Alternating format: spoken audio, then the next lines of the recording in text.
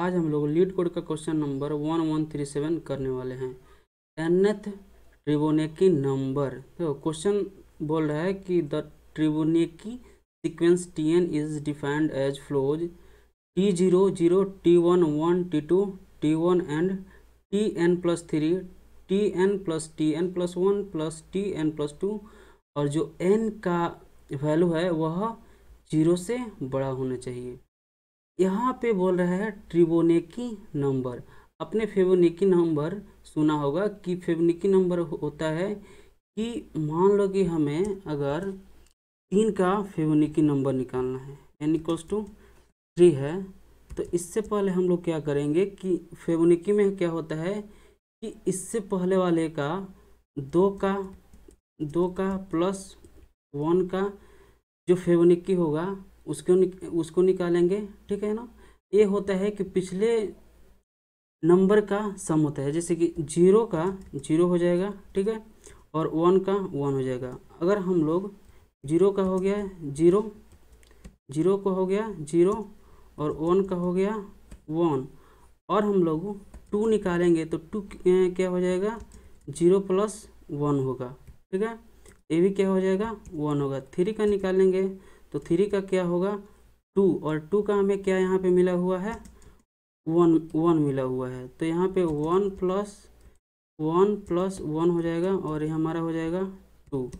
और 4 का फिबोनाची अगर निकालते हैं तो 4 का हम 3 का निकालेंगे, ठीक है, प्लस 2 का निकालेंगे तो 3 का कितना यहाँ पे मिला हुआ है हमारे पास, 3 का ये कितना है 2 है, तो 3 का यहाँ पे 2 हो जाएगा।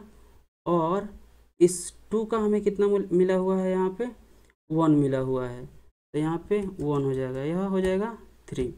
अगर हम 5 का निकालते हैं, 5 का निकालते हैं तो 5 को लिख सकते हैं 3 और इसके 4 + 3, और 4 का हमने फिबोनाची नंबर जो है 4 का कितना निकाल चुके हैं हम लोग 3 निकाल चुके हैं।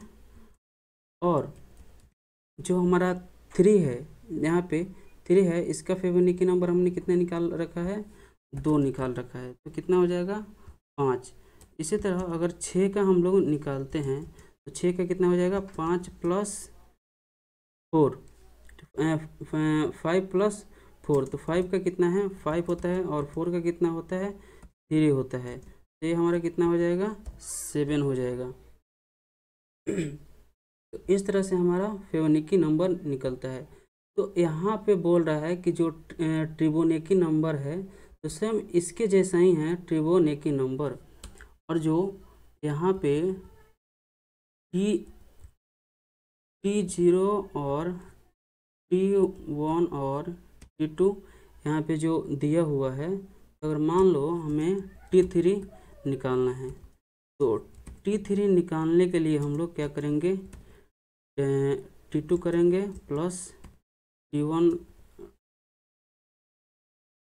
करेंगे प्लस T0 करेंगे। ठीक है, तो T2 कितना है हमारा T2 1 है, तो T2 यहाँ पे 1 आ जाएगा, प्लस T1 कितना हो जाएगा 1 हो जाएगा, और T0 कितना है 0 है, यहाँ पे हमें 2 मिल जाएगा। और T4 निकालते हैं तो T4 कितना हो जाएगा T3 हो जाएगा, प्लस T2 हो जाएगा, T2 हो जाएगा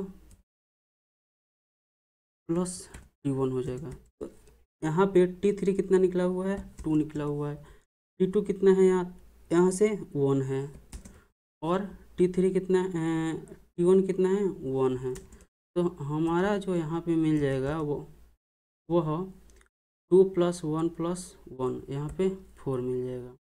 ठीक है, तो इस तरह से हम लोग ट्रिबोनेकी नंबर निकाल लेंगे। ठीक है, तो चलिए इस क्वेश्चन को सोल्व करते हैं।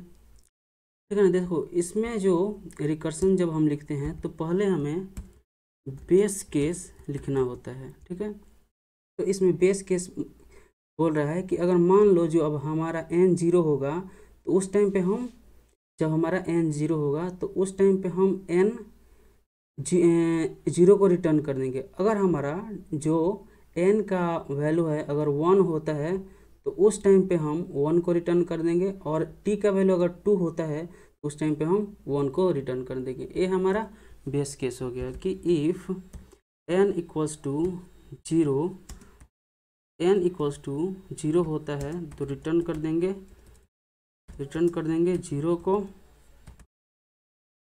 रिटर्न कर देंगे 0 को। अगर मान लो हमारा n इक्वल्स टू 1 है, चाहे n इक्वल्स टू 2 है, तो उसमें रिटर्न कर देंगे 1 को, क्योंकि यहाँ पे t1 जब 1 होता है और tn का वैल्यू जब 2 होता है तो उस कंडीशन में हमारा जो 1 आता है तो यहाँ पे 1 कर देंगे, ठीक है। और यहाँ पे हम रिटर्न कर देंगे जो ट्रिगोनेकी है उसमें जो है, देखो ट्रिगोनेकी है उसमें रिटर्न कर देंगे यहाँ पे हमारा n-1, ठीक है, प्लस ट्रिगोनेकी में n-2 प्लस ट्रिगोनेकी में n-3 रिटर्न कर देंगे, ठीक है। क्योंकि t0, 1 और 2 आता है तो ये हमने पहले से निकाल लिए हैं। अगर 3 आता है तो उस कंडीशन में यहाँ पे 3 आएगा, तो यहाँ पे क्या आ जाएगा 3 - 1 2 आ जाएगा, 3 - 2 2 आ जाएगा, 1 आ जाएगा, और 3 - 3 0 आ जाएगा, ठीक है। तो इस तरीके से हमारा निकल जाएगा, ट्रिगोनेकी नंबर जो है वो निकल जाएगा। इसको रन करते हैं,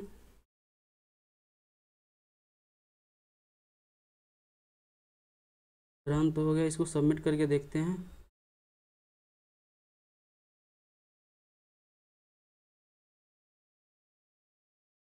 यहाँ पे TLE आ रहा है, ठीक है। इसको ऑप्टिमाइज करते हैं, ठीक है। इसको देखो ऑप्टिमाइज करने के लिए हम लोग DP का यूज करेंगे, DP यानी कि डायनामिक प्रोग्रामिंग, ठीक है। तो यहाँ पे एक वेक्टर लेते हैं इंट n, और इसका नाम रख देते हैं DP, और n+1, और इसमें -1 डाल देते हैं, ठीक है। एक फंक्शन लेते हैं और इसको रिटर्न कर देते हैं, हेल्पर फंक्शन लेते हैं और इसमें n डाल देते हैं, और जो हमारा DP वेक्टर है उसको डाल देते हैं, और यहाँ पे इंट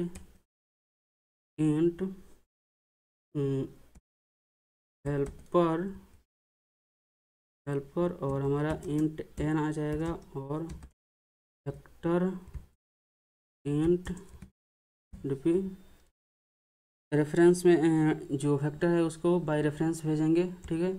देखो यहाँ पर भी अगर n = 0 आता है तो रिटर्न कर देंगे 0 को।